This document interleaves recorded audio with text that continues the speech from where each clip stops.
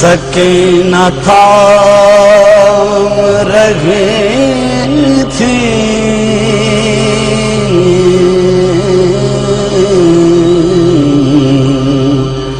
ابا کے دامن کو. الحمدللہ رب العالمین بارئ الخلائق اجمعین والصلاة والسلام على جميع الانبیاء والمرسلین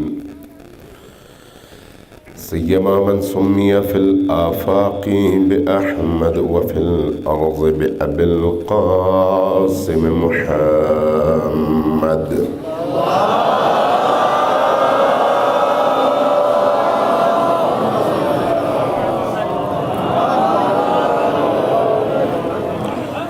والصلاة والسلام على أولاده الطيبين الطاهرين المعصومين الميامين واللعنة الدائمة على أعدائهم أجمعين من يوم عداوتهم إلى قيام يوم الدين.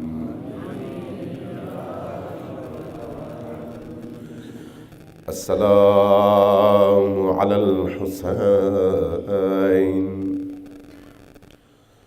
وعلى علي بن الحسين وعلى أولاد الحسين وعلى أصحاب الحسين. قال رسول الله صلى الله عليه وآله وسلم إن لقتل الحسين حرارة في قلوب المؤمنين لا تبرد أبدا. صلوات بر محمد وآلہ.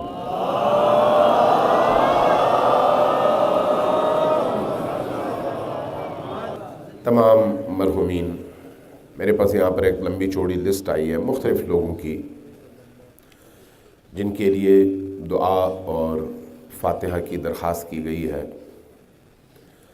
وہ تمام مرحومین جن کے لیے لسٹ آئی ہے، جن کے نام یہاں پر بھیجے گئے ہیں، اور وہ تمام لوگ جو کسی کو یاد نہیں ہے لیکن عالم برزخ میں ہماری دعاؤں کے محتاج بھی ہیں اور منتظر بھی ہیں. خصوصاً اس مجلس میں موجود تمام مؤمنین کے سارے مرحومین اور اسی طرح سے وہ تمام شہداء جنہوں نے اپنی قوم، اپنے دین اور اپنے مکتب کی خاطر اپنی جانیں اللہ کی بارگاہ میں قربان کی، جام شہادت نوش کیا اور ہمیشہ کے لیے زندہ ہو گئے. اللہ تبارک و تعالیٰ ان سب کو ائمہ اطہار کے ساتھ محشور فرمائے. سب مل کر ان کے لیے ایک دفعہ سورہ فاتحہ کی تلاوت کرتے ہیں، لیکن پہلے ایک بار صلوات بھیجیے پر محمد وآل محمد.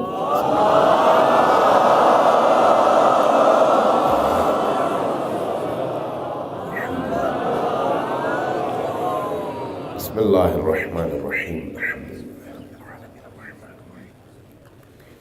ایاک نعبد و ایاک نستعین اهدنا الصراط المستقیم صراط غیر المغضوب علیہم.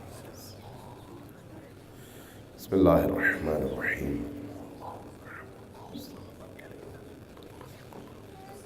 بسم اللہ الرحمن الرحیم.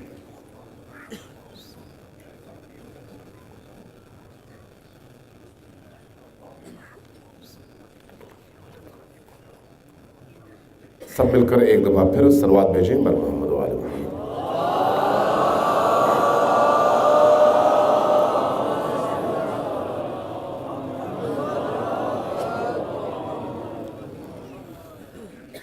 کربلا اپنی کیپیسٹی میں، اپنی ظرفیت میں وہ نقطۂ آغاز ہے جہاں سے ایمان کی آزمائش کا مرحلہ شروع ہو جاتا ہے. انسان کی دینداری کی آزمائش کا مرحلہ شروع ہو جاتا ہے. آسائشیں ہوں تو ہر شخص دیندار بنتا ہے، دنیا ملے تو ہر شخص دینداری کا دم بھرتا ہے، مشکلات نہ ہوں تو ہر شخص آگے بڑھ چڑھ کر اپنے دیندار ہونے کا ثبوت فراہم کرنے کا کوئی موقع ہاتھ سے جانے نہیں دیتا۔ لیکن جب آزمائش شروع ہو جاتی ہے، مشکلات شروع ہو جاتی ہیں، تو پھر آہستہ آہستہ انسانوں کے سمندر بھی چھٹنا شروع ہو جاتے ہیں، اور بہت کم لوگ ایسے رہ جاتے ہیں جو اپنے دین کی خاطر اپنی پوری ہستی قربان کرنے پر تیار ہو جائیں۔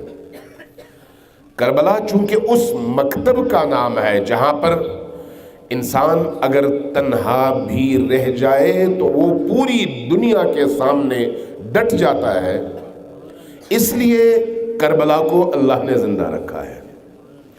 اس لیے کربلا کی جو خصوصیات ہیں وہ کہیں اور نہیں ہیں۔ اس لیے کربلا صرف ایک داستان نہیں ہے، اسی لیے کربلا صرف ایک واقعہ نہیں ہے۔ آپ دیکھیں، حضرت آدم سے لے کر حضرت خاتم تک بڑے بڑے انبیاء آئے، گزر گئے، آزمائشوں سے گزر گئے، لیکن حضرت ابراہیم کو اللہ نے زندہ رکھا، اور ابراہیم کی سنت کو زندہ رکھنے کے لیے باقاعدہ اہتمام فرمایا، اور اس اہتمام کا نتیجہ کیا ہے کہ آج کروڑوں لوگ حضرت ابراہیم کی سنت کو زندہ کرنے کے لیے اپنے مال کی قربانی دیتے ہیں۔ لیکن جب اس قربانی کے اندر روح ہو تو پھر وہ روح اس قربانی دینے والے حاجی کو اور سنت ابراہیمی پر عمل کرنے والے مسلمان کو کربلا سے متصل کر دیتا ہے۔ لیکن اگر صدق خلیل بھی ہے عشق، صبر حسین بھی ہے عشق، مارکہ وجود میں بدر حنین بھی ہے عشق، نعرہ حیدری۔ لیکن حقیقت یہی ہے کہ جو منا کے میدان میں نامکمل قربانی رہ گئی حضرت اسماعیل کی صورت میں، کہ اللہ نے وہیں پر روک دیا اور اسماعیل بچ گئے، بھیڑ قربان ہوا، اس کی تکمیل چونکہ کربلا میں ہوئی ہے، اس لیے کربلا کے واقعے کا اثر بنی نوع بشر کے ذہن پر بھی اور دل پر بھی ایسے ثبت ہو گیا کہ جب کربلا کا مہینہ شروع ہوتا ہے تو اشک بہتے ہیں اور دل غمگین ہوتا ہے۔ وجہ یہی ہے، اسی لیے کربلا کی قدریں باقی تمام واقعات کی نسبت بڑی نمایاں بھی ہیں، اور کربلا کے ذکر کا جو مقام بیان کیا گیا ہے یا فضیلت بیان کی گئی ہے وہ بھی اپنی نوع کے اعتبار سے بالکل تازہ بھی ہے اور باقیوں سے ہٹ کر بھی ہے۔ اس کی وجہ یہی ہے، لہذا کربلا کی قدریں وہ ہیں جو اگر کسی معاشرے کے اندر زندہ ہوں تو اس معاشرے کو حیات ابدی کے ساحل تک، گیٹ تک، دروازے تک پہنچانے کی ذمہ دار ہیں۔ اس لیے یہ قدریں انسان کے اندر موجود وہ جو برتر انسانی صفات ہیں، حیوانی نہیں، انسانی صفات، ان صفات کو کمال تک پہنچانے کا باعث ہے۔ اسی لیے نبی کریم سے لے کر ان کی نسل کے تمام ائمہ نے کربلا کی حیات اور کربلا کے واقعے کو زندہ رکھنے پر اپنی پوری توانائی خرچ کیا۔ اسی لیے کہا جاتا ہے کہ کربلا کو زندہ رکھو گے تو دین زندہ ہے، اگر کربلا کو زندہ نہیں رکھو گے تو دین کی کھال زندہ ہوگی، دین کا بدن زندہ ہوگا لیکن اندر روح نہیں ہوگی۔ جب روح نہ ہو تو پھر اس دین سے خوشبو نہیں، بدبو آئے گی۔ اس کی وجہ یہی ہے کہ جس دین کے اندر حسینیت نہ ہو وہاں پر پھر ظلم آئے، وہاں پر پھر ظالمانہ قدریں ہیں، عادلانہ قدریں موجود نہیں ہیں۔ صلوات بھیجیے بر محمد و آل محمد۔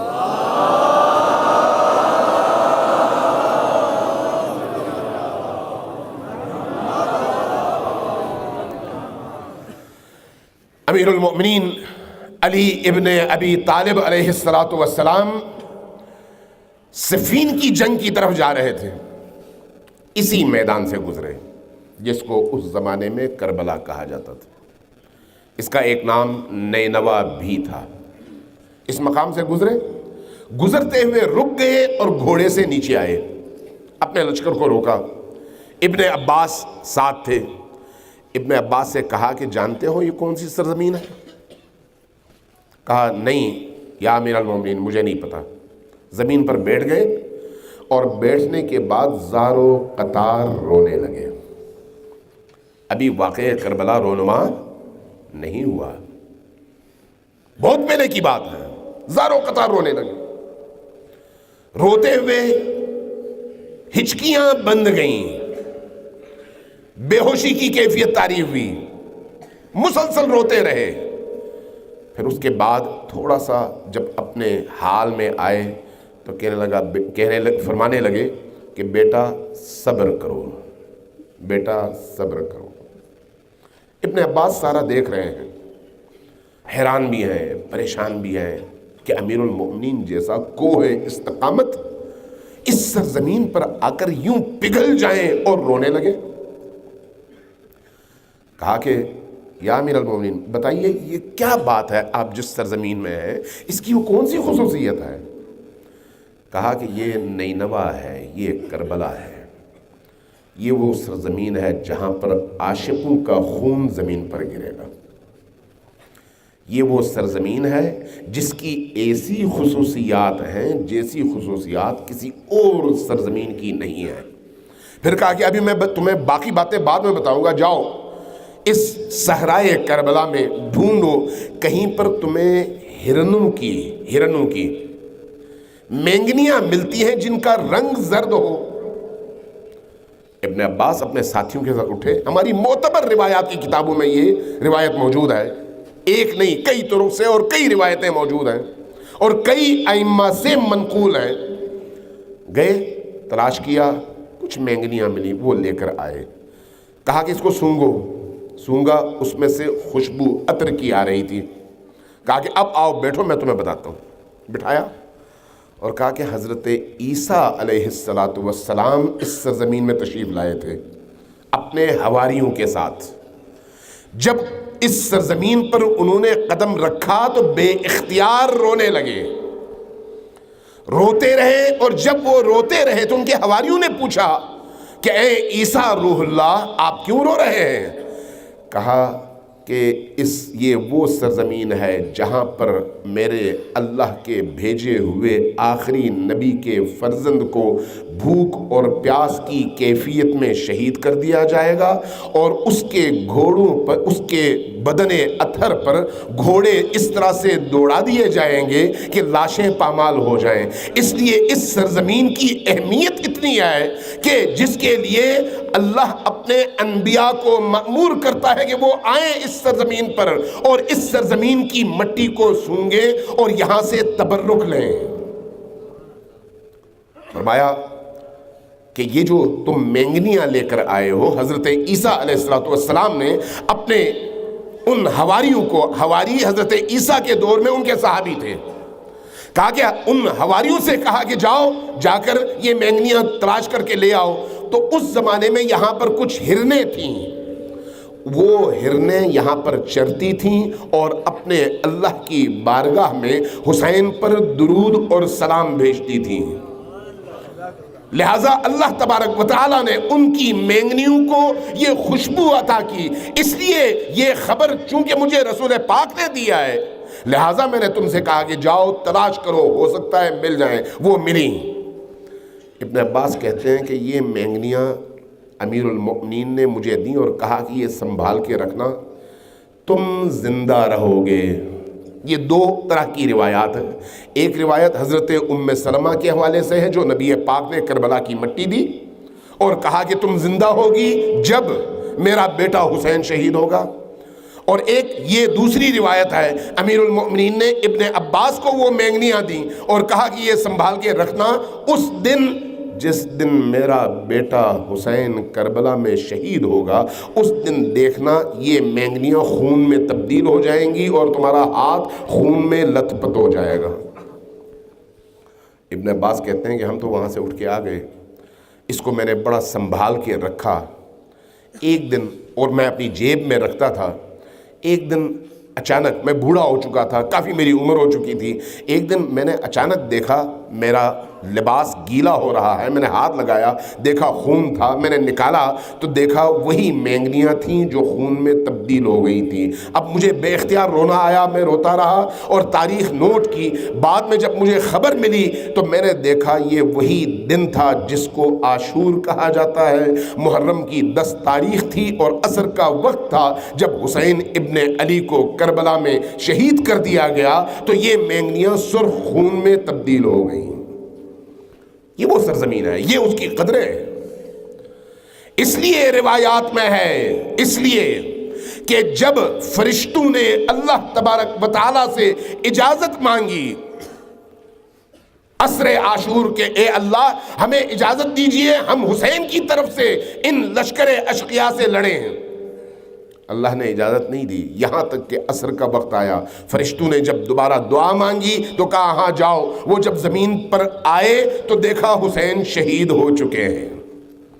پھر یہ فرشتے دوبارہ واپس آسمان کی طرف گئے تو اللہ نے کہا کہ اب تمہارا مقام قبہ حسینی اور قبر حسینی ہے، رات دن وہیں پر رہو، عبادت کرو اور حسین کے زیارت کے لیے آنے والوں کی مغفرت کے لیے دعا مانگو۔ لہذا 4000 اللہ کے فرشتے مأمور ہیں وہاں پر شب و روز حسین کے محبوں کے لیے دعا کرنے کے لیے، حسین کے زائرین کو دعا دینے کے لیے شب و روز۔ یہ ہماری معتبر ترین روایات ہیں۔ اسی طرح سے یہی روایات ہمیں بتاتی ہیں کہ انبیاء خداوند، اللہ کے جو برگزیدہ نبی ہیں، وہ اپنے ساتھ اپنے حواریوں اور فرشتوں کے غول 70,000 کی تعداد میں اپنے ساتھ لے کر باری باری زمین پر اترتے ہیں اور حسین ابن علی کی قبر کی زیارت کر کے صبح کا سورج طلوع ہونے سے پہلے واپس اللہ کی بارگاہ میں چلے جاتے ہیں۔ یزیدیت کا تمسخر اڑا دیا کہ نہیں، میرے حسین زمانے بچھایا نہیں، نعرہ حیدری، یعنی حسین وہ حسین اور ان کی قبر وہ قبر، ان کا ذکر وہ ذکر اور ان کی زیارت وہ زیارت۔ لہذا زیارت حسین پر اس لیے بہت زیادہ اصرار ہے، چاہے کچھ بھی ہو۔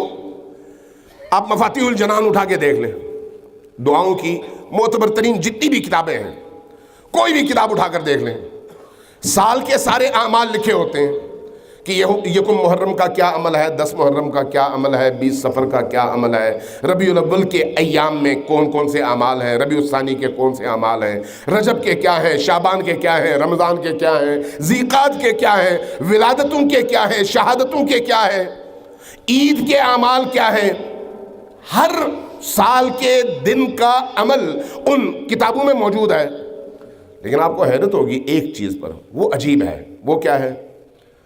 وہ یہ ہے کہ 13 رجب امیر المومنین کی ولادت، آپ سے کہا جاتا ہے امیر المومنین کی ولادت ہے لیکن زیارت تم پڑھو گے تو حسین کی پڑھو گے۔ 15 شعبان امام زمان کی ولادت کی رات ہے، آپ سے کہا جاتا ہے کہ ولادت کی رات امام زمان کی ہے لیکن تم نے زیارت پڑھنی ہے امام حسین علیہ السلام کی، امام حسین علیہ السلام کی۔ کیوں؟ پھر آپ سے کہا جاتا ہے شب قدر کے اعمال، شب قدر کے اعمال بجا لاؤ۔ شب قدر میں جو احیاء کی رات ہے، عبودیت اور بندگی کی رات ہے، مغفرت طلب کرنے کی رات ہے، آپ سے کہا جاتا ہے پہلی جو زیارت سب سے اہم ہے وہ یہ ہے کہ تم حسین ابن علی کی زیارت پڑھو۔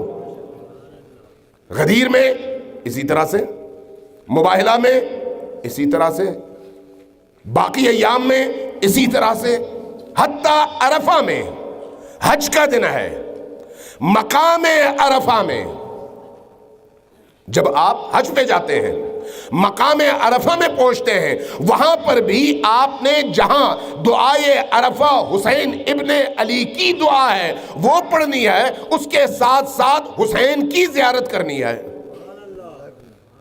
اور جو لوگ وہاں پر نہیں پہنچ سکے وہ اپنے گھروں میں، اپنے گھر کی چھت پہ یا شہر سے نکل کر کسی ایسی جگہ جو بیابان ہو، کھلے آسمان کے نیچے وہ بیٹھے قبلہ رخ ہو جائے، اور جہاں باقی ساری دعائیں پڑھتا ہے، توبہ کرتا ہے، گریہ کرتا ہے، وہیں پر اپنی تمام عبادتوں کا اختتام حسین ابن علی کی زیارت سے کرے۔ کیوں ایسا ہے؟ کیوں اتنی تاکید ہے؟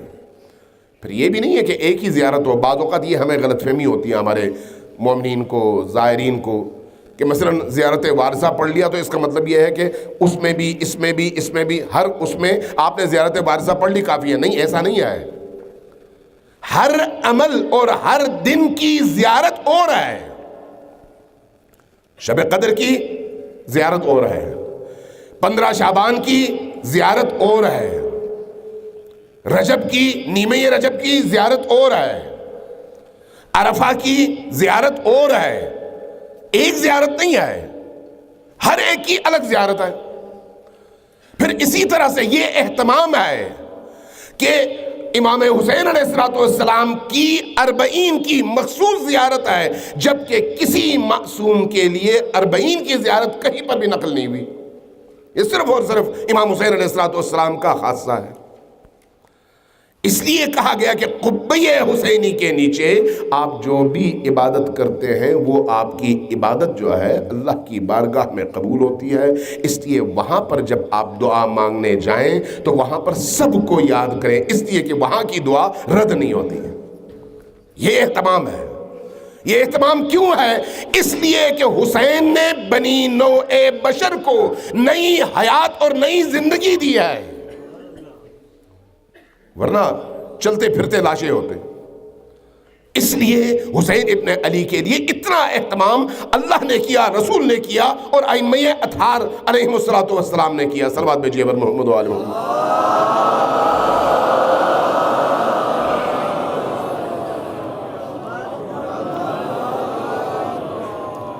ٹینٹ کے نیچے مزید گنجائش ہے، باہر جو لوگ ہیں سردی میں ہیں ان کو ذرا قریب آنے کی گنجائش آپ پیدا کریں، تھوڑا تھوڑا مزید آگے آ جائیں۔ صلوات بھیجیں بر محمد و آل محمد۔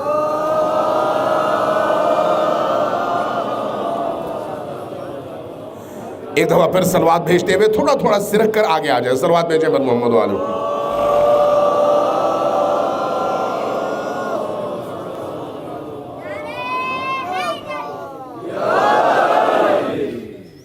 ایک دفعہ پھر صلوات بھیجیں بر محمد و آل محمد۔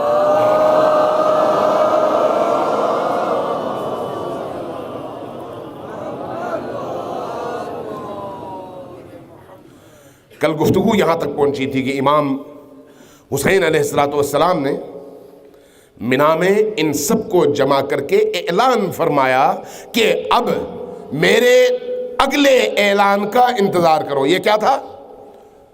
یہ اس معنی میں ہے کہ امام حسین علیہ السلام کو معلوم تھا اور معلوم ہے، وہ جانتے تھے اور جانتے ہیں کہ ان کی اگلی منزل کیا ہے اور انہوں نے کیسا اثر دنیا پر چھوڑنا ہے، آگہی کے ساتھ۔ اس لیے بعض لوگوں کو یہ غلط فہمی ہے کہ حسین ابن علی علیہ السلام جنگ کے لیے نکلے تھے۔ بے شک جنگ کے لیے نکلے تھے، لیکن اس جنگ کا مقصد معلوم تھا کہ اس جنگ کے نتیجے میں شہادت لکھی گئی ہے، اور اس شہادت کے انجام سے حسین آگاہ تھے، آشنا تھے، اور شعوری طور پر آپ نے وہ سفر کیا تھا کہ مجھے شہادت ملنی ہے اور اس شہادت تک میں نے پہنچنا ہے، آگہی کے ساتھ، شعور کے ساتھ۔ اس لیے اپنے سفر کے آغاز ہی سے یہ ارشاد فرمایا تھا کہ میں شہادت کے سفر پر جا رہا ہوں، جس نے آنا ہے وہ اس آگہی کے ساتھ نکلے، شعور کے ساتھ نکلے۔ لہذا حسین ابن علی علیہ السلام نے تمام لوگوں کو جن کو بلایا تھا ان کو یہ میسج دے کر بھیجا اب ذرا دیکھیے کہ اگلے سال حج کا موقع ہے اور اس حج کے لیے حسین ابن علی علیہ السلام 27 رجب کو مدینہ سے نکلتے ہیں. لیکن حسین کی غیرت بھی دیکھیں، حمیت بھی دیکھیں اور شعور کا مظاہرہ بھی دیکھیں کہ تمام تر ارد گرد کے لوگوں کی نصیحتوں کے باوجود وہ اسی شاہراہ پر چلتے ہیں جس شاہراہ پر عام حاجی جا رہے ہیں. یعنی کہیں سے ایسا نہیں لگتا کہ کسی خوف کا شکار ہیں، چھپ چھپا کے جا رہے ہیں، نہیں. جبکہ لوگوں کا مشورہ یہ ہے کہ آپ کو رستے میں قتل کر دیا جائے گا، اس لیے جو ہے آپ چھپ چھپا کے جائیں. 6 ذی الحج تک مکہ میں ہے، حج کی نیت سے احرام باندھا ہوا ہے. پھر اس کے بعد آپ کو خبر ملتی ہے کہ آپ کی شہادت کا بندوبست ہو چکا ہے، آپ کو قتل کیا جانا ہے. اور قتل کہاں پر؟ حرم خداوندی کے اندر. حرم خداوندی کا اپنا ایک احترام ہے دین کے اندر. اور کربلا کے واقعے نے یہ ثابت کیا کہ اس وقت کے حسین کے خلاف نکلنے والے مسلمانوں کے ذہن میں نہ اللہ کا خوف تھا، نہ قرآن کا احترام تھا، نہ قرآن کی طرف سے حرام کیے گئے مہینے کا احترام تھا، اور نہ ہی مقام کا احترام تھا. یہ ثابت ہوا. انہی کی نسلوں کو آج آپ دیکھتے ہیں، انہی کی نسلوں کو آپ کے ارد گرد، چاہے محرم کا مہینہ ہو، چاہے رمضان المبارک کا مہینہ ہو، چاہے ذی الحج کا مہینہ ہو، جو 4 مہینے ہیں حرام مہینے جس میں اسلام سے پہلے بھی قتال حرام تھا. اسلام سے پہلے بھی، یعنی کفار اور مشرکین کے دور میں بھی قتال حرام تھا، اور اسلام نے آ کر اس پر اپنی مہر لگائی کہ ہاں یہ متبرک اور مقدس مہینے ہیں، ان مقدس مہینوں میں جنگ اور قتال کوئی نہیں. لیکن جس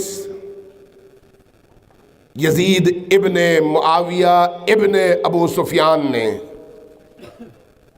ان حرام مہینوں کا لحاظ نہیں کیا، اسی نے حرام مقام کا بھی لحاظ نہیں کیا، اور آج ان کی نسلیں بھی یہی کام کر رہی ہیں.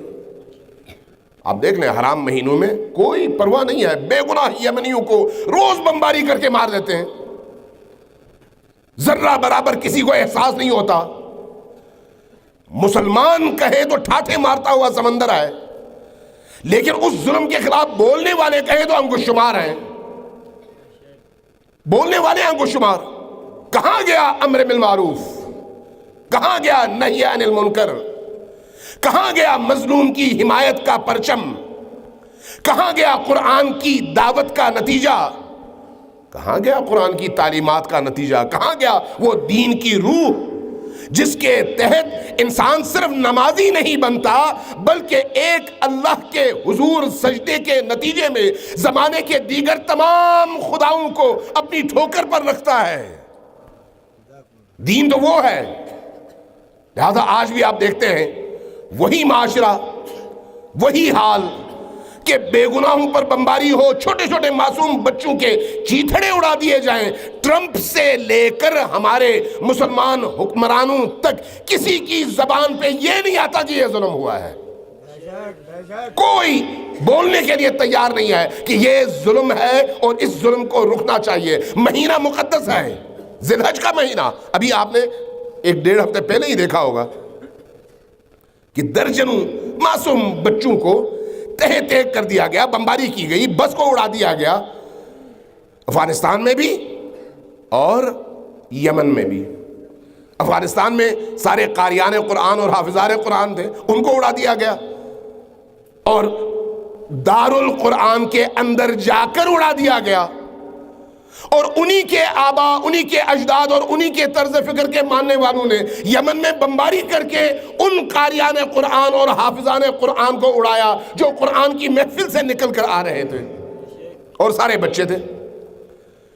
تو یہ طرز تفکر ہے، طرز تفکر حکمرانوں کا بھی اور عام مسلمانوں کا بھی. اس لیے میں اکثر کہا کرتا ہوں کہ جب امتحان آتا ہے تو پھر پتا چلتا ہے کہ کس کے اندر کتنا دین ہے.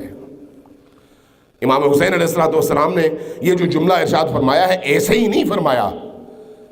تا قیامت آنے والوں کی روحوں کو، ان کی فکروں کو دیکھنے کے بعد یہ ارشاد فرمایا. کیا فرمایا؟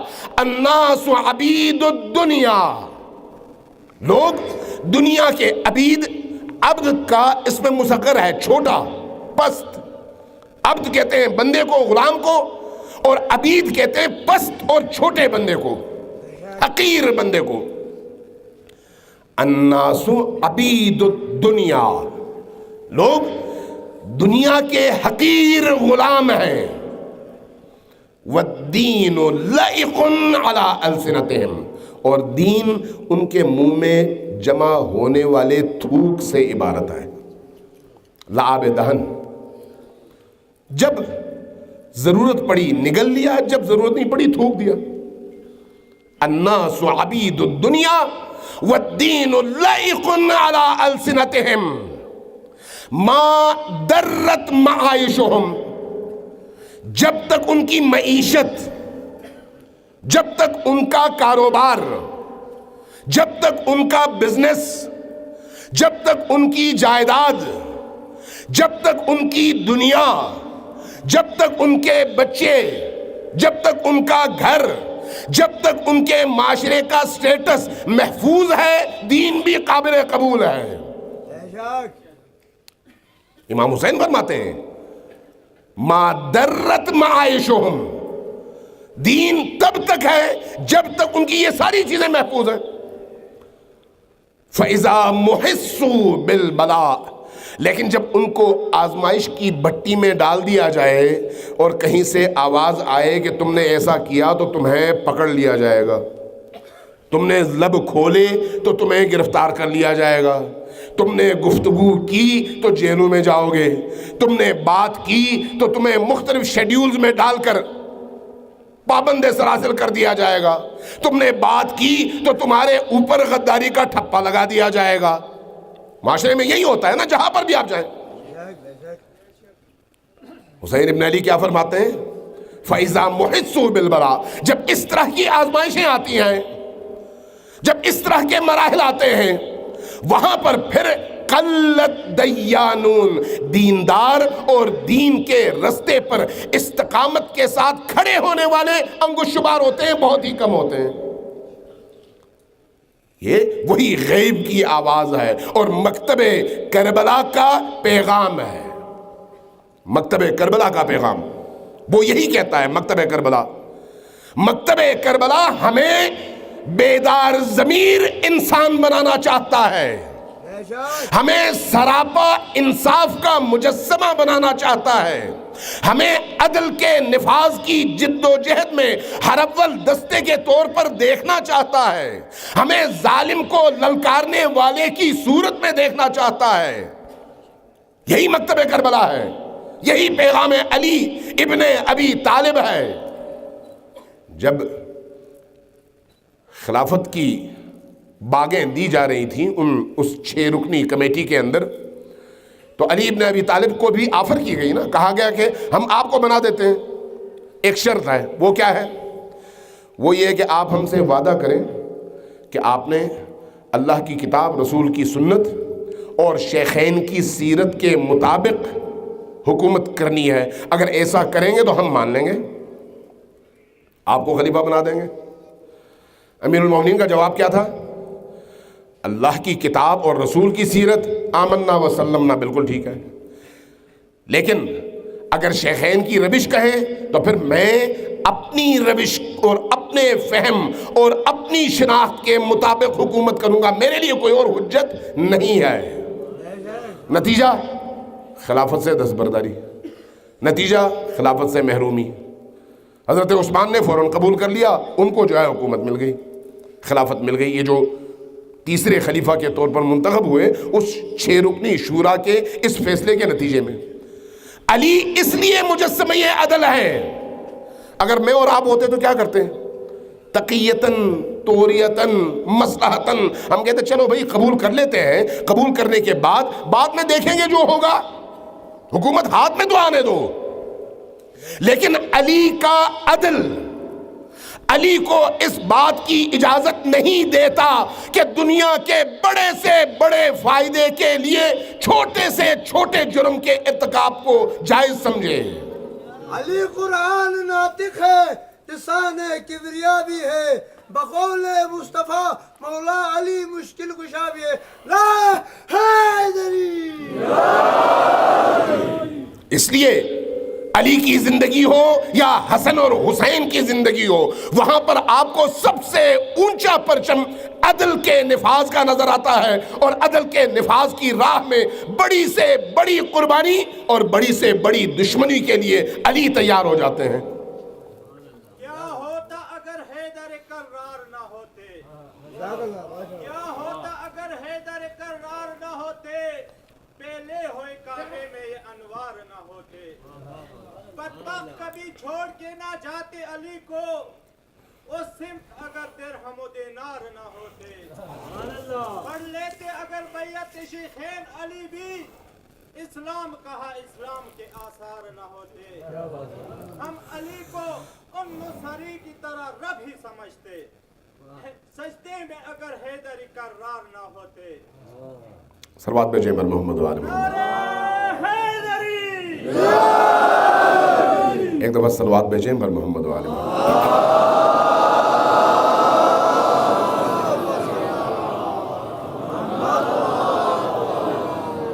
لہذا آپ دیکھتے ہیں کہ جب امیر المؤمنین کی بارگاہ میں ان کے اپنے بھائی آتے ہیں اور کہتے ہیں کہ میں اتنا مجبور ہو گیا ہوں، اتنی میری پریشانیاں ہیں، ان پریشانیوں کے حل کے حوالے سے مجھے مدد چاہیے، بیت المال میں اتنے پیسے پڑے ہوئے ہیں، آپ تھوڑی سی میری مدد کر دیں۔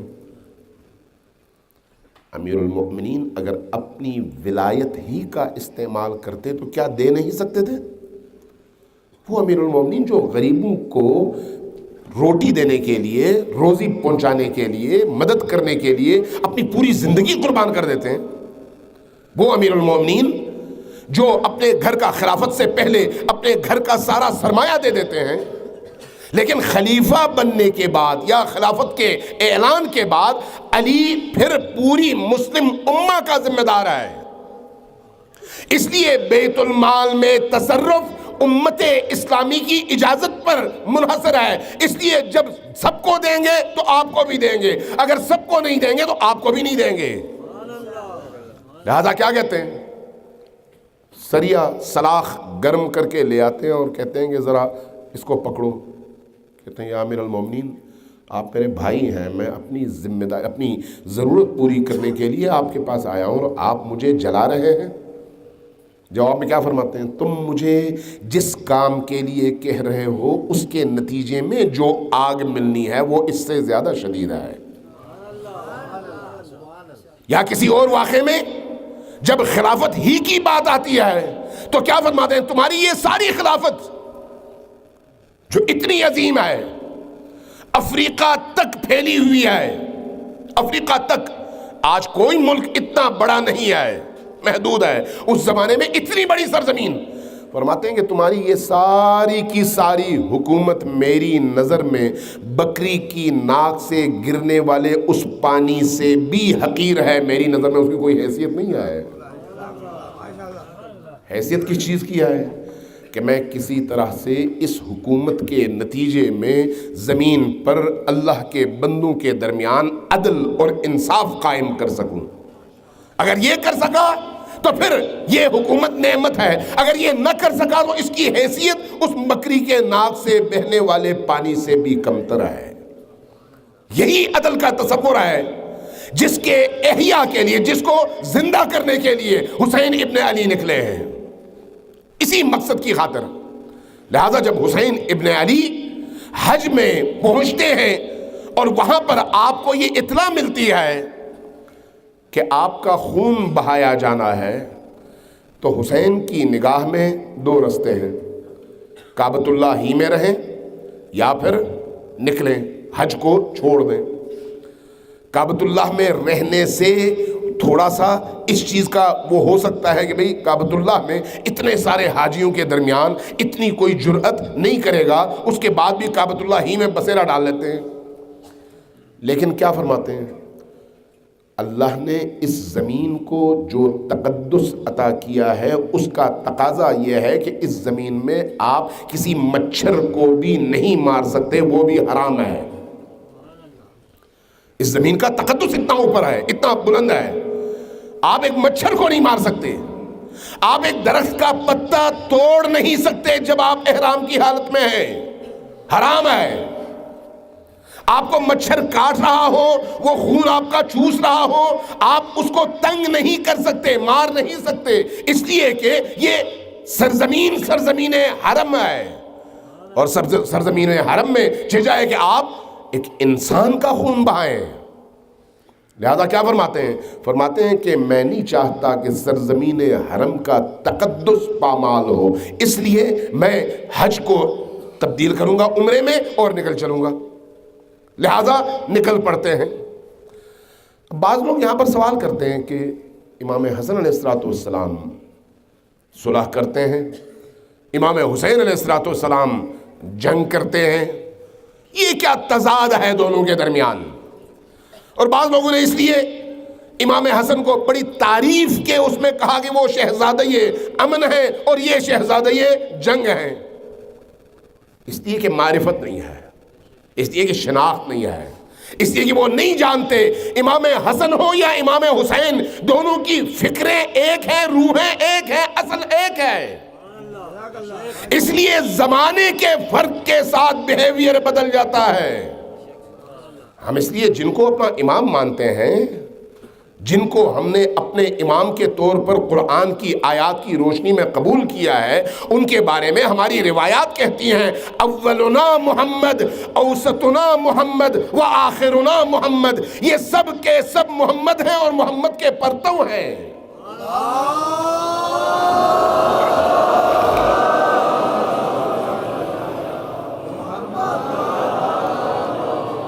ان کے درمیان فکر کا اختلاف کوئی نہیں ہے، سوچ کا اختلاف کوئی نہیں ہے، عمل کا اختلاف کوئی نہیں ہے، پھر یہ اختلاف کیسے نظر آیا؟ وہ حکمت ہے۔ وہ حکمت کیا ہے؟ امیر شام کے دور میں امیر شام نے جو کچھ بھی کیا، اس تفصیل میں ابھی جانے کی نہ ضرورت ہے نہ وقت ہے، جو کچھ بھی کیا اس میں اس نے لوگوں کے سامنے اعلان کبھی نہیں کیا کہ میں نبوت کا منکر ہوں، کوئی نبی نہیں آیا، کوئی وحی نہیں آئی، اس لیے تمام لوگ اس کو مسلمان سمجھتے تھے، اس لیے تمام لوگ اس کو مسلمانوں کا خلیفہ سمجھتے تھے۔ اس نے جو کچھ بھی کیا وہ پردے کے پیچھے کیا، پردے کے سامنے وہ ایک مسلمان کی حیثیت سے لوگوں کے سامنے تھا، کلمہ گو کی حیثیت سے لوگوں کے سامنے تھا، اس لیے لوگوں نے اس کا ساتھ دیا۔ ان پڑھ تھے، جاہل تھے، معارف سے آگاہ نہیں تھے، رسول پاک کی تعلیمات سے آشنا نہیں تھے، امویوں کے پروپیگنڈے اپنے عروج پہ تھے، اس لیے وہ ہیرو تھا۔ لیکن یزید نے کیا کیا؟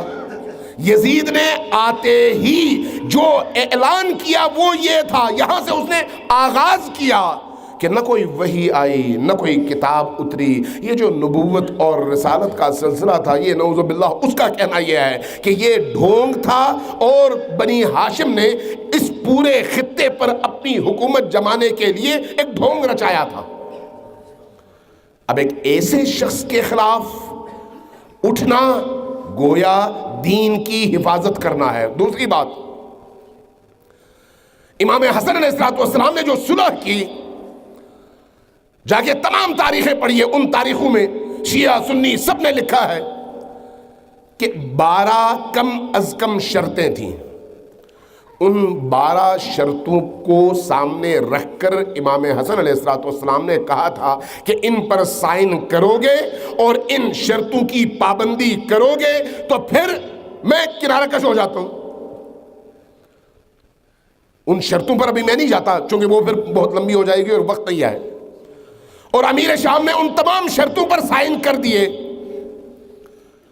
لیکن سائن کرنے کے بعد اور امام حسن علیہ السلام کی دستبرداری کے بعد شیعہ سنی تمام مورخین کا اتفاق ہے کہ کسی ایک شق پر بھی نہ صرف عمل نہیں کیا بلکہ ان شقوں کو پامال کرتے ہوئے رسول کریم کے جلیل القدر ترین صحابہ کا قتل عام شروع کر دیا۔ امام حسین علیہ السلام اس لیے منتظر تھے کہ معاویہ سے اور امیر شام سے کیے ہوئے معاہدے کی مدت ختم ہو جائے۔ امیر شام کے مرنے کے بعد حسین ابن علی اس معاہدے کی قید سے آزاد تھے، چونکہ جو امام حسن کا معاہدہ تھا وہ امام حسین کا معاہدہ تھا۔ لہٰذا اگر حسین ابن علی امام حسن کے دور میں امام ہوتے وہی کام کرتے جو امام حسن نے کیا، اور اس کے برعکس اگر امام حسن امام حسین کے دور میں ہوتے تو کیا کرتے؟ وہی کام کرتے جو حسین ابن علی نے کیا۔ اس لیے کہ روحیں ایک ہیں، فکریں ایک ہیں، اصل ایک ہے، پیغام ایک ہے، شناخت ایک ہے، حجیت ان کی ایک ہے، فرق کوئی نہیں ہے۔ لہٰذا امام حسین علیہ السلام نے جب قیام فرمایا تو اس قیام میں اس کے علل اور اسباب کو بیان کیا ہے کہ میں کیوں قیام کر رہا ہوں۔ کل پتہ نہیں میں نے آپ کی محفل میں کہا تھا یا کہیں اور کہ وہ جو امام حسین علیہ السلام کا کلام ہے نا، کلام جو مدینہ سے لے کر مکہ اور مکہ سے لے کر کربلا کے درمیان، اس پورے مدت کے درمیان آپ نے اپنا کلام ارشاد فرمایا، جو خطوط لکھے، جو جملات فرمائے، جو خطبے دیے وہ پڑھیں، پتہ چلتا ہے کہ حسین ابن علی کن مقاصد کے تحت گھر سے نکلے اور کس شجاعت اور بہادری کے ساتھ ان مقاصد کے احیاء کے لیے میدان میں انہوں نے مکمل ثابت قدمی کے ساتھ اپنا ایسا مظاہرہ کیا کہ آج بھی ان کا پیغام اور ان کا یہ کلام ان کے ہدف کا عکاس ہے۔ اس لیے میں آج جامع مسجد میں مجلس کے بعد جو مرثیہ خوانی ہو رہی تھی، یاسین نظری ہو رہی تھی، ایک نوحے پر مجھے بڑا افسوس ہوا۔ افسوس اس لیے کہ وہ ہمارے نظریات سے متصادم ہے۔ کل شاید میں نے عرض کیا تھا یا پرسوں، بھئی ہمیں عزاداری سید الشہداء کو حسین ابن علی کے کلام کے آئینے میں ڈیولپ کرنا ہے۔ ہماری عزاداری عکاس ہو حسین ابن علی کے ہدف اور ان کے عزم کا، اپنی مرضی سے نہیں۔ مثلا اس نوحے کا ایک شاید بند یہ تھا کہ اللہ نے ہمیں عزاداری سید الشہداء کے لیے خلق کیا ہے۔ نہیں، عزاداری سید الشہداء کے لیے خلق نہیں کیا، عزاداری سید الشہداء رستہ ہے اس ہدف تک پہنچنے کا جو ہدف سید الشہداء کا تھا، اور وہ ہے عزیمت، وہ ہے شجاعت، وہ ہے استقامت، وہ ہے میدان میں کھڑے ہونا، وہ ہے ظالم سے ٹکرانا، وہ ہے مظلوم کی حمایت، اور وہ ہے ہر حال میں سر کٹاؤ لیکن ظلم کے سامنے سر نہ جھکاؤ۔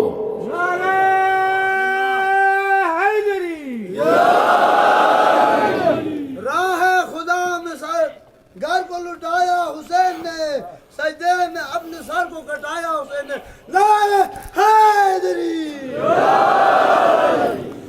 امام حسین کے کلام کو پڑھیے۔ اس لیے میں گلہ کرتا ہوں آپ کے علماء سے، آپ کے زعماء سے، آپ کے انجمنوں سے کہ خدا را اپنے نوجوان بچوں کو حسین کی معرفت سکھاؤ، ان کو بتاؤ حسین کیا فرماتے تھے، کیا لکھ کر گئے، کیا بول کر گئے، کیا خطبہ ارشاد کر کے گئے۔ ان کے خطبات بتاتے ہیں کہ وہ کیا چاہتے ہیں۔ حسین کی وہ روح اپنے جوانوں میں پیدا کر دو، حسین کے پیغام کی اس روح کو اپنے بچوں کے اندر زندہ کر دو کہ ان کی روح اتنی بڑی ہو جائے کہ بدن چھوٹا بھی ہو تو ان کی زبان سے نکلنے والا کلام بتائے کہ یہ نوجوان اور یہ بچہ حسینی ہے اور حسین کا ترجمان ہے۔ آج بھی زمانے میں چچا حسین کا، آج بھی زمانے میں چچا حسین کا، چلتا ہے ملک ملک میں سکہ حسین کا۔ بھارت میں اگر وہ آتا تو بکوان کہتے ہم، ہر ہندو نام پوچھتا میں جبتا حسین کا۔ مسلم تو پڑھتے آئے ہیں کلمہ رسول کا، हम हिंदू ने तो पढ़ लिया कलमा हुसैन का। हुसैन या हुसैन, हुसैन या हुसैन, हुसैन की सदा, हुसैन की सदा, हुसैन इन्नमा, हुसैन ला इलाहा, हुसैन मुस्तफा, नारे हैदरी। یہ جو حسین کا پیغام ہے یہ قرآن کا پیغام ہے، قرآن کا پیغام۔ قرآن کہتا ہے آمروا بالمعروف ونہوا عن المنکر، منکرات کے سامنے ڈٹ جاؤ اور اللہ کے حکم کے نفاذ کے لیے پوری طاقت سے میدان میں اترو۔ ایک مسلمان جب کہتا ہے لا الہ الا اللہ محمد الرسول اللہ تو وہیں سے اس کی اس ذمہ داری کا آغاز ہوتا ہے۔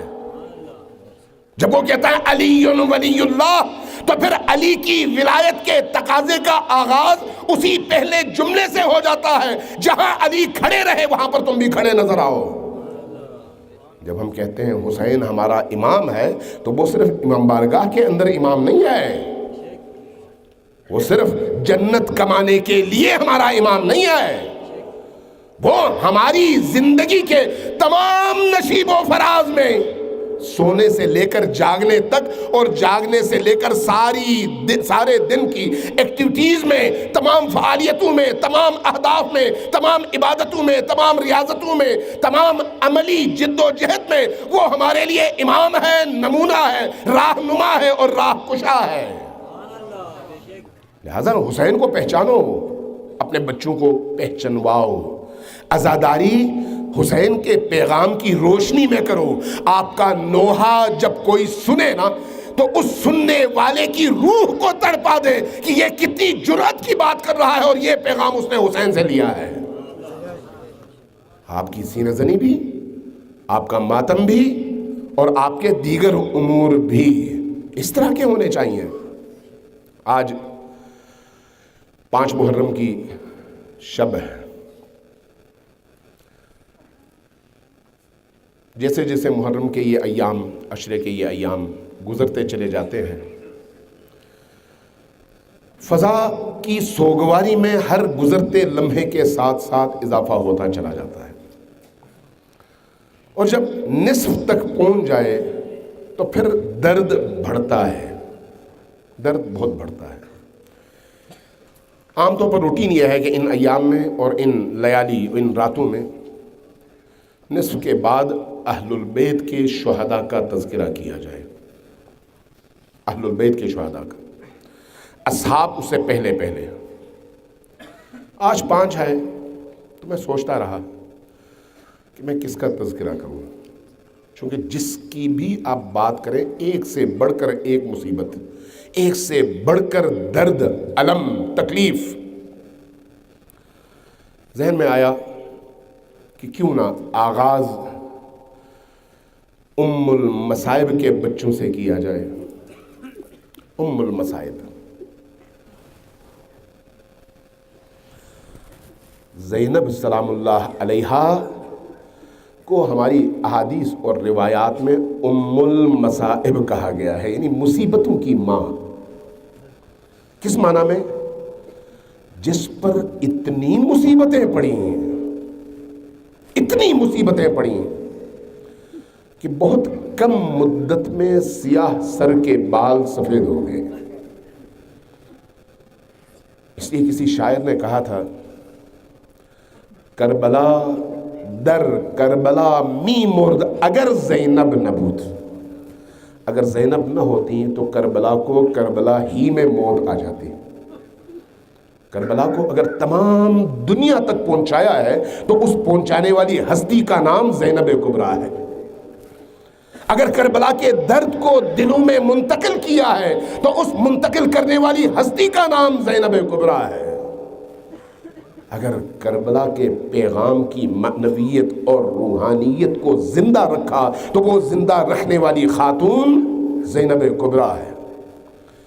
اس لیے کربلا کے ہر مرحلے میں زینب کبریٰ نے ایسا کردار ادا کیا کہ ان کے کردار کو دیکھ کر اش اش کر اٹھتا ہے ہر انسان کہ ماں ہو تو ایسی ماں ہو، بیوی ہو تو ایسی بیوی ہو، بہن ہو تو ایسی بہن ہو، بیٹی ہو تو ایسی بیٹی ہو۔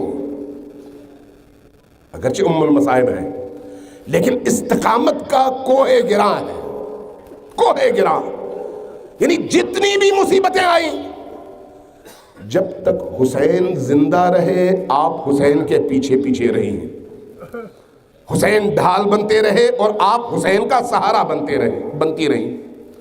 لیکن جس دن حسین شہید ہو گئے اس کے بعد حسین والا کام بھی زینب نے انجام دینا شروع کر دیا۔ اس لیے جہاں جہاں گئیں حسین کی زبان، علی کی زبان، حسن کی زبان، وہی لہجہ، وہی کاٹ، وہی جملہ، وہی روح، وہی پیغام، وہی جرأت، وہی استقامت۔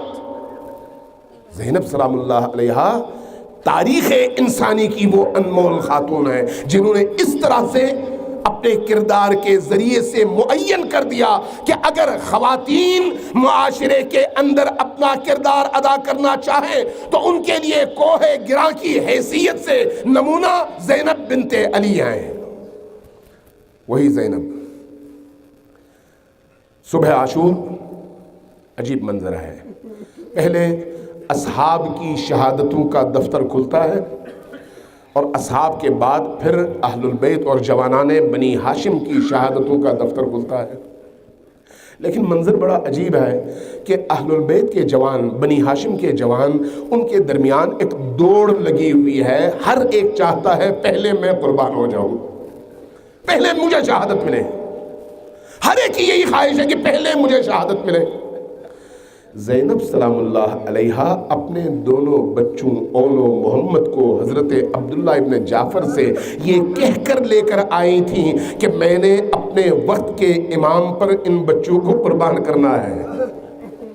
لہذا جب باری آنے لگی تو اپنے بچوں کو بلایا اور عجیب ہے نئے کپڑے پہنائے، بالوں کو کنگھی کی، سجایا، پھر اس کے بعد کہا بچوں کہیں ایسا نہ ہو کہ باقی بچے تم پر سبقت لے جائیں اور مجھے بھائی کے سامنے شرمندگی اٹھانی پڑے، کہیں ایسا نہ ہو کہ تمہاری شجاعت کہیں پر کم نظر آئے، کہیں ایسا نہ ہو کہ میدان میں کوئی ایسا کام ہو جس سے میں بھائی کی نگاہوں میں شرمندہ ہو جاؤں۔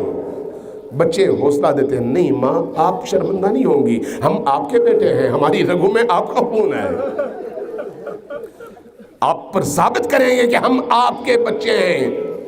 ان بچوں کو اجازت کے لیے حسین ابن علی کی بارگاہ میں آنا پڑا۔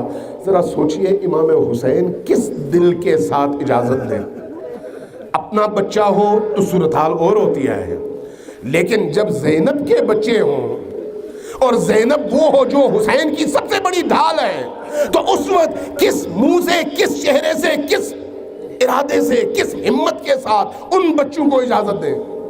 یہ بچے حسین کے قدموں میں گرتے ہیں کہ مولا ہمیں ہماری ماں نے حکم دیا ہے اور ہم نے ہر صورت میں آپ پر قربان ہونا ہے۔ حسین بادل مغموم اجازت دیتے ہیں چونکہ شہادت کے دفتر میں ان کا نام ہے، اجازت دیتے ہیں۔ یہ بچے جب میدان میں پہنچتے ہیں نا، چھوٹے چھوٹے بچے ہیں، جب دشمن سے لڑتے ہیں، ایک بچہ جب دشمنوں کے نرغے میں گر جاتا ہے تو دوسرا اس کی مدد کے لیے آتا ہے اور اس کو بچانے کی کوشش کرتا ہے۔ پہلا اگر نرغے میں گرے تو دوسرا آتا ہے، اس کی مدد کرتا ہے، لیکن آخر کار ایک وقت ایسا آیا کہ دونوں بچے گھوڑوں سے زمین پر گر پڑے۔ جب زمین پر گر پڑے آپ ذرا اندازہ لگائیے گا، تصور کیجئے گا کہ ان بچوں نے کیا کہہ کر پکارا ہوگا، واہ اماں، او ہماری ماں ہمارے سرہانے آئیے، اے مولا آپ ہمارے سرہانے آئیے، اب آپ کے یہ بچے جام شہادت نوش کرنے جا رہے ہیں۔ حسین سرہانے پہنچتے ہیں لیکن زینب سرہانے نہیں آتی۔ عجیب ہے، زینب سرہانے نہیں آتی، زینب خیمے میں ہے۔ حسین ان بچوں کی لاشوں کو اٹھاتے ہیں اور خیمے کی طرف جاتے ہیں، لیکن اب حسین کی ہمت اور حسین کا حوصلہ دیکھیے کہ کیسے اپنی بہن کے سامنے آئیں اور کیسے آنکھیں چار کریں۔ سر جھکا ہوا ہے اور نگاہیں جھکی ہوئی ہیں۔ یہ وہ موقع ہے جن مواقع پر حسین کو شرمندگی محسوس ہوئی ہے، ان مواقع میں سے ایک موقع یہ ہے جب زینب کے بچے شہید ہوئے، حسین ان کے لاشیں کو لے کر آئے اس قتل گاہ میں، اور اس کے بعد جب زینب سے سامنا ہوا، آنکھ اٹھا کر زینب کی طرف دیکھنے کی ہمت نہیں تھی۔ اب دو مرحلے اس کے آگے ہیں اور وہ بڑے عجیب ہیں، وہ بڑے عجیب ہیں۔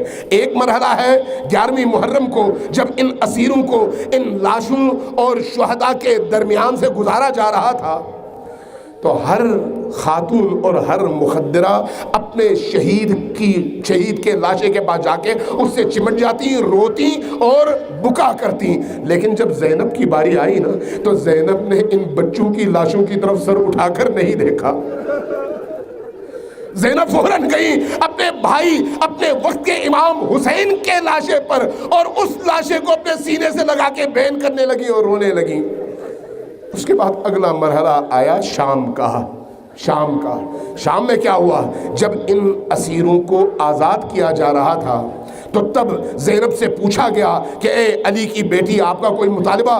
کہا کہ ہم اپنے شہداء کے سروں کی زیارت کرنا چاہتے ہیں، تو اس لیے وہ سر ہمارے حوالے کیے جائیں۔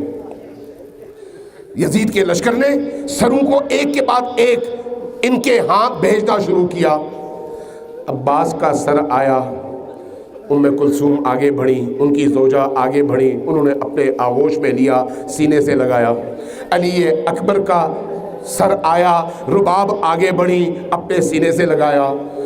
حضرت علی اصغر کا سر آیا، سکینہ آگے بڑھی، اب اٹھایا، اپنے سینے سے لگایا۔ اور اس کے بعد تاریخ کہتی ہے کہ 2 سر ایک ساتھ اندر داخل ہوئے۔ جب یہ سر اندر داخل ہوئے تو ان سروں کو لینے والا کوئی نہیں تھا۔ پوچھا گیا کہ کیا ان سروں کا وارث کوئی نہیں ہے؟ جواب ملا وارث تو ہے، زینب ہے، لیکن زینب کو اپنے بچوں کا نہیں بلکہ اپنے بھائی حسین کے سر کا انتظار ہے۔ انا للہ و انا الیہ راجعون وسيعلم الذین ظلموا ای منقلب ینقلبون۔ سکینہ تھام رہی تھی